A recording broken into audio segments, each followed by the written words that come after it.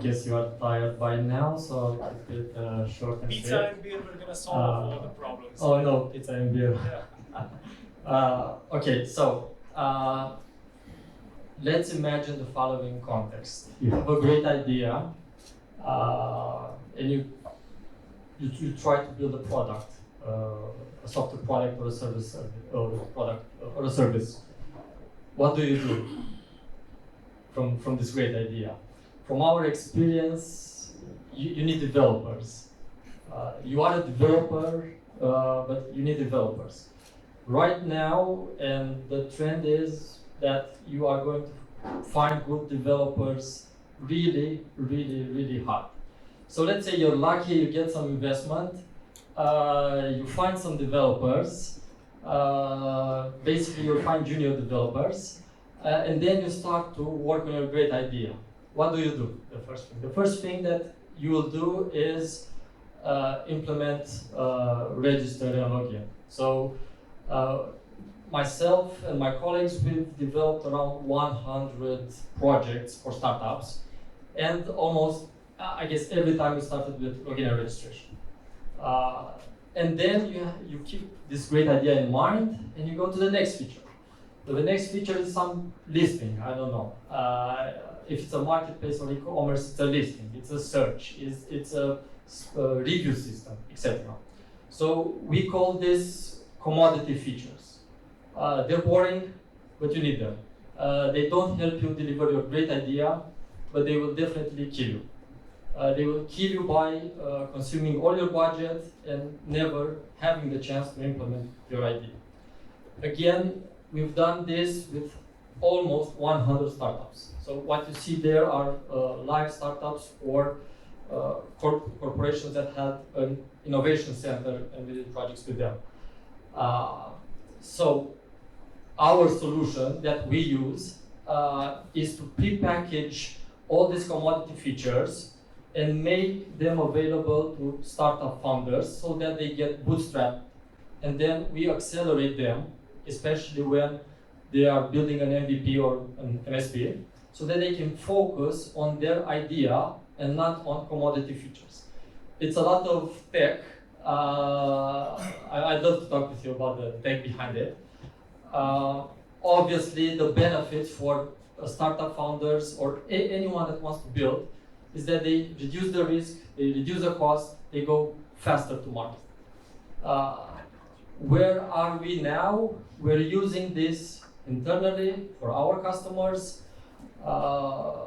We saw there's a potential to package this as a product and make it available to everyone. Right now we're assembling the team, basically getting the people out of the service company, packaging the internal tools to make it a product. I know you're curious about the business model. It's work in progress, but it's obviously a fee, a one-time fee for the reference architecture, for the bootstrapping part, a subscription model for the pods. The pods are the cohesive feature set. And then there will be a commission on a marketplace where third-party developers can create their own pods and publish them.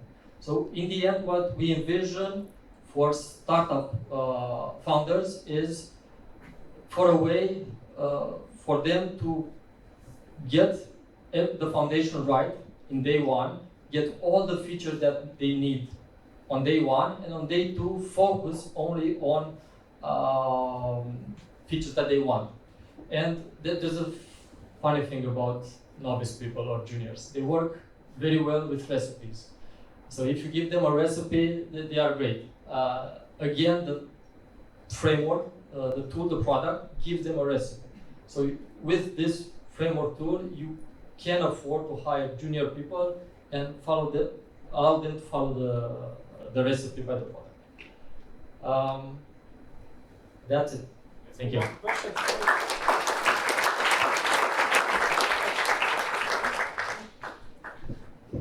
Show me the hand. So the idea is great from my point of view, but how you convince me as a developer to use your solution instead of recipes from the web and official solutions from the web? That's our biggest problem because developers are bastards. They have big egos. but we don't need to convince them. The end user is the developer, the buyer, the decision maker, the startup founder, the business person. So imagine cloud computing, okay? You convince the CEO of a company, the founder of a company, to go with cloud computing, and he will convince the developers to use the cloud services. But we have experience building developer-friendly tools. So we will not try to convince you directly as a developer to use it. You will love it. So it will be enforced by love at the same time. Yeah, kind of.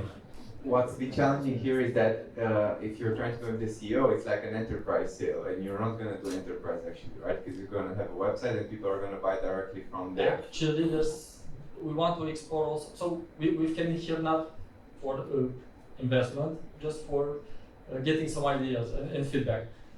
We did projects for corporate, where they spinned off accelerators, and we're thinking to tell those corporations, tell your startups to build products on this platform. So So find partners to exactly.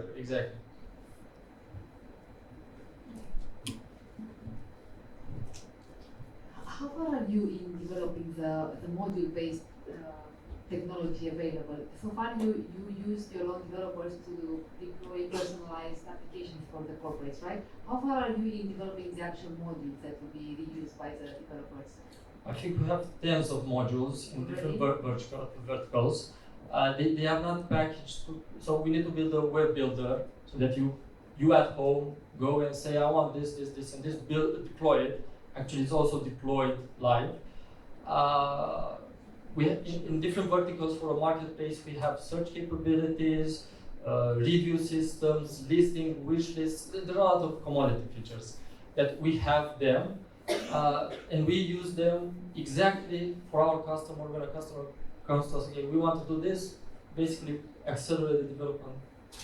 And how long will you expect that to be available for the So we want to build this web builder in 4 to 6 weeks from now, and then make it available and see if there's interest in the end. And then we go on. So I am a startup founder, and I would like to use your solution as a base for my software that I would like to develop in the future. How hard it will be for me and my developers to build something upon your base solution, so new features and so on like this. Easy. So the idea is like this. Again, you're a founder. You have your own money, but you get some investment. We know that it's hard for you to find developers or to build up a team. So the tools that we provide you and the framework that we provide you, it has to be easy to be developed on it, because if not, it defeats the purpose. So one, the entire platform is like a Lego thingy, where you have these Lego blocks already built, and you have recipes how to build the next Lego block to put it in your idea. But if you want to build a very complex Lego block, you need good developers, and then you can sell it on the marketplace for others to use. Okay, thank you. Let's have the Monica's question as well before. It's not a question, it's a feedback. So about not addressing this directly to developers, I think that if your product is really good and it really saves them time from developing stuff that is not interesting basically for them to develop, because that's why they're commodity features, then you need to address developers. If you try to address CEOs or whatever, they're just going to frustrate their developers if they try to impose anything. Developers are bastards, and they also have I know I'm a developer, and I push silently tools up the chain. I think depending on the context, we can go both ways. So if we find, again, you can implement developer-friendly tools, you can pamper the developer, but his ego is too big. So you go the other way. Then you're also hurting his ego by having his boss tell him how to do his job. That's really dangerous. So I think we have them. We need to have them both. if you nail the product, the developers must want to use it. Yes, Not yeah, then that's imposing mandatory. it from That's the top mandatory. level. It's not true. Next. True, that's mandatory. Okay. So, thank